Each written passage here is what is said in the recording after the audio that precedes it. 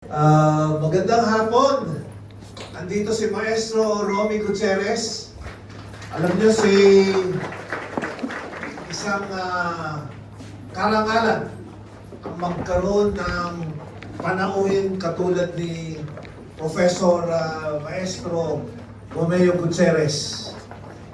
Siya ay na-nominate recently for the National Artist Award na nasa National Commission on Culture and the Arts. Kaya ikanagagalak namin na kayo'y aming pandangal na panauhin ngayong hapon. Yung makikita ninyong painting, isang halimbawa yon ng napakagandang likhain ni Professor Romeo Gutierrez. Si Pen Medina, nandyan na ba? Wala pa rin. Ay, hindi na makakarating si Pen Medina. Sige. So, ikaw ang magsasalita at hindi na si Pen Medina. Magsasalita sana si Pen Medina dahil wala siya. Di ako na lang ang ituring ninyong artista. At alam niyo, napakahaba ng aking pinagandaan. 3 pahina ng English. Sabi ko, naisip ko, huwag na lang ako magsasalita ng English.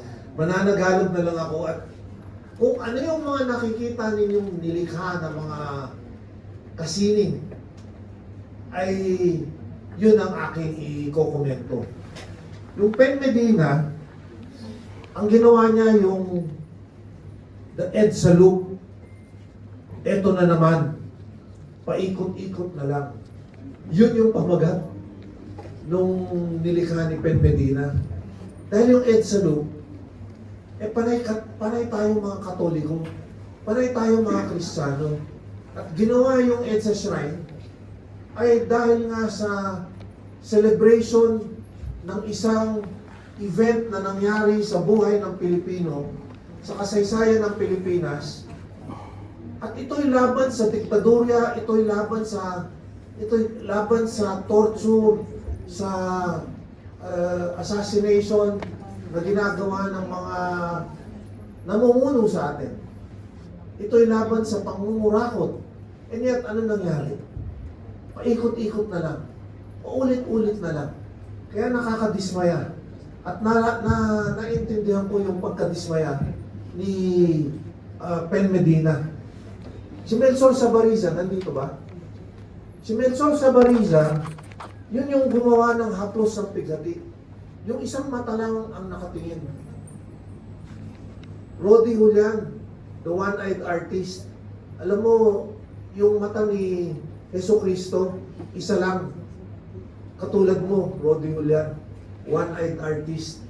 Pero yung mukha na ginawa ni Melchor Sabariza, haplos ng pighati. Isa lamang ang matang nakatingin sa tao. Ito'y to conscientize. Ito yung tinatawag namin sa Ateneo, dahil doon ako graduate. Sabi ng mga pare, to conscientize. Sabi naman ni Bishop Claver, to conscientize the people. Ito'y upang konsensyahin yung mga tao sa mga nagaganap ngayon, yung mga nagaganap ngayon, mga pangurakot, pagtitiwali, pagnanakaw sa gobyerno. Ito na lang, habang buhay na lang bang ganito? Ito yung tinatanong ni Pen Medina. Itong tinatanong din ni Melchor Sabariza. Si Ding Royales, sabi niya, guilty until presumed innocent. Yung presumed innocent, sa umpisa yun eh. Yung guilty pagkatapos mapatunayan na guilty ang tao, ay saka lamang sasabihin natin guilty siya bilang isang nasasakdal. Pero kung nakita niyo yung ginawa ni Ding Royales na ating curator na siya mula Sabsaban, Only Women Bleed, hanggang ngayon sa Kalbaryo. Siya yung ating curator. Kaya maganda yung presentasyon ng ating mga likhaing art dahil kay Ding Royales. Pero kung makita ninyo yung kanyang painting, guilty until proven innocent. Yun yung nangyari kay Yesu Cristo. Pero mo, guilty at pinresume lang na innocent nung namatay na. Proven innocent nung patay na. At ang buhay, ang kamatayan ni Yesu Cristo, doon palang pinatunayan na inosente pala yung tao. Hinatulan ng crucifixion, hinatulan ng kamatayan. Pinatay na siya. Saka lang nalaman ng mga tao, inosente pala itong Panginoon natin. Yung si Longinus, pumatak yung dugo at pawis ni Yesu Cristo sa kanyang mata na bulag. Centurion ito, at ito yung nagtusok sa tagiliran ni Yesu Cristo para malaman kung patay na o buhay pa. Tinusok niya, nahulog yung patak ng pawis at saka dugo. At nung napatakan yung kanyang mata, biglang nakakita. Sana ganyan ang mangyari sa'yo, Rod Julian. Sana mapatakan yung mata mo ng dugo't pawis ni Yesu Cristo. Dahil pag napatakan yung mata mo, makakita ka. So ito nangyari. At yung Longinus, sabi niya, doon sa pagkatapos niya, tinusok ang tagiliran ni Yesu Cristo. Sabi niya, inosente pala ito. Nalaman niyang inosente dahil napatakan yung mata niya at nakakita muli. Nakakagimbal talaga. Si Rodi Julian, alam niyo si Rodi Julian, pag nakita niyo yung dalawang painting niya, kahit one-eyed artist lang si Rodi Julian, dahil tinamaan yung mata niya ng bato, parang maliit na bato na graba na, kasi nagbibisikleta ito si Rodi Julian eh. Kaya pag hinahanginan yung mga bato, yung mga buhangin, natamaan si Rodi Julian sa isang mata niya. Kaliwa ba o kanan? Kanan. Pero si Rodi Julian ang gumawa ng halik ni Judas at saka the crucible of redemption. Yung crucible of redemption ginamit natin sa parapan. Napakaganda. Yung halik ni Judas, ito yung kwento, ang kwento ng sangkatauhan na niloloko nila yung mga tao. Lagi nilang tinatraidor yung mga tao. Lalo na yung mga tunay nilang kaibigan, tinatraidor nila. Yun yung halik ni Judas. Yun yung pagkatraidor na pinakamatalik na kaibigan, si Judas. Libang kay Pedro, si Judas ang humalik sa kanya para ituro na ito po yung hinahanap ninyo, mga centurion, mga sundalo, itong hinahanap ninyo, ito yung Yesu Cristo, ikulong ninyo ito. Yun pa nag-Judas. Isa pa si Peter, si San Pedro. Sabi ni Yesu Cristo, before the dawn cracks, before the dawn comes, you will betray me 3 times. You will have denied me 3 times. 3 beses mo akong ipagtatatwa sa tao. Could you imagine? So, ang ganda-ganda ng mga ginawa ni Rodi Julian. The crucible of redemption.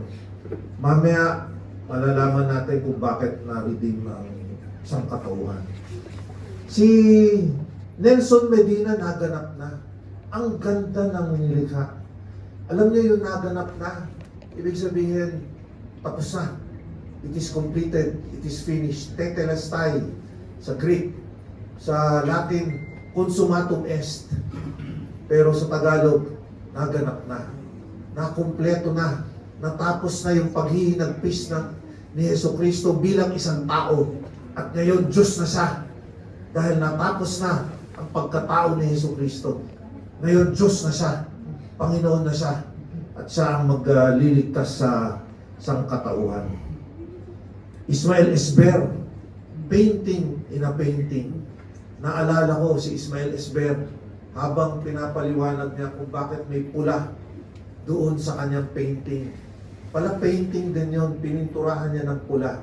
Dahil ito'y simbolo ng pagtatraidor, ito'y simbolo ng paghihinagpis, ito'y simbolo ng betrayal Ito'y simbolo ng dugong inilaan ng Jesucristo para sa sangkatauhan. Napakaganda po. Painting in a painting ni Ismael Bernal. Ismael Ismer. Akala ko Ismael Bernal. Akala ko artista ka na rin. Pero artista ka sa singing visual. May hirit pa, no? Alam mo yun, si Jonong Robrigado, ngayon lang ako nakakita ng metallic. Yung parang metallic, pala hindi metallic yun. Gold leaf na sa canvas. Galing talaga nung Jonong Robrigado. Kung paganda ang lalaki, at tayo kasama na doon, Ismael, sa pagandahang lalaki. Pero kung pagandahang lalaki si Jesucristo, ang gumawa ng napakagandang lalaki, si Jimmy Apostol, the King Suffering. Ang ganda nun nilikhang gwapo ni Jesucristo doon, kamukha ko. Oo, grabe. Nandito ba si Jimmy Apostol? Jimmy, nasaan ka? Ay, si Jimmy, oh, gandang lalaki. And yet, the King Suffering. Hindi ba pwedeng maging magandang lalaki habang ikay nasasaktan, nagdudugo, nagsasakripisyo? Pwede.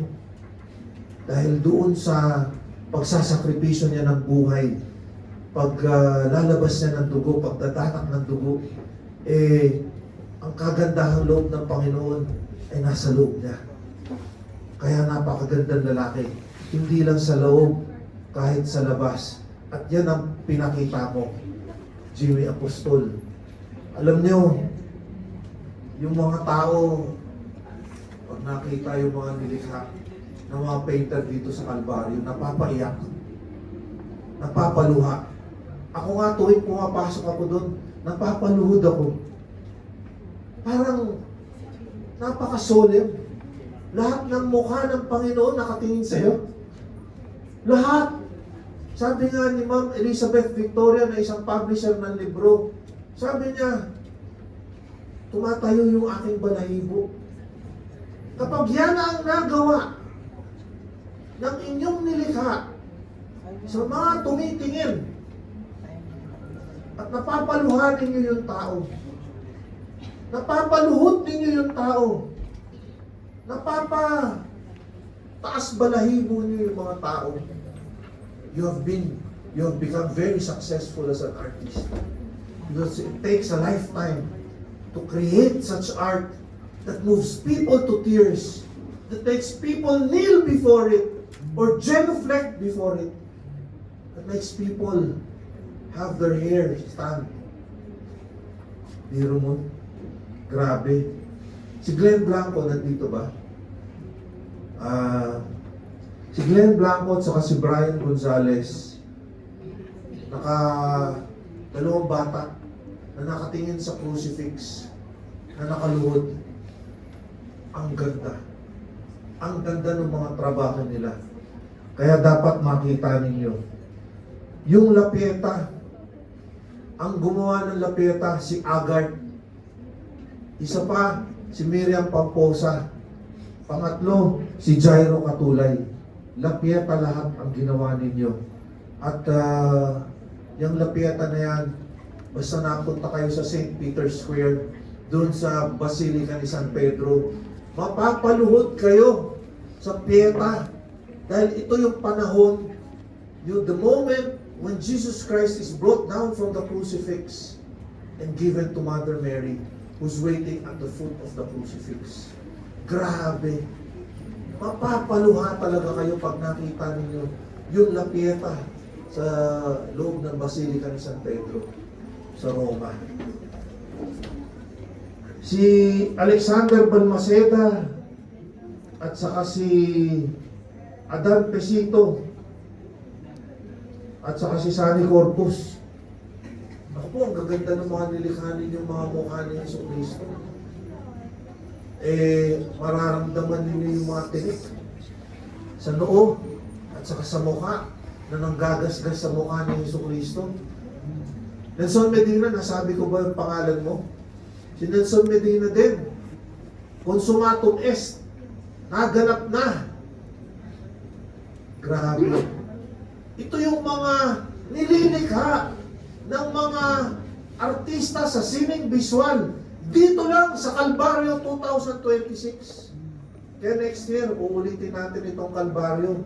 Dahil dito lang ako nakakita ng mga likhain na sobrang ganda.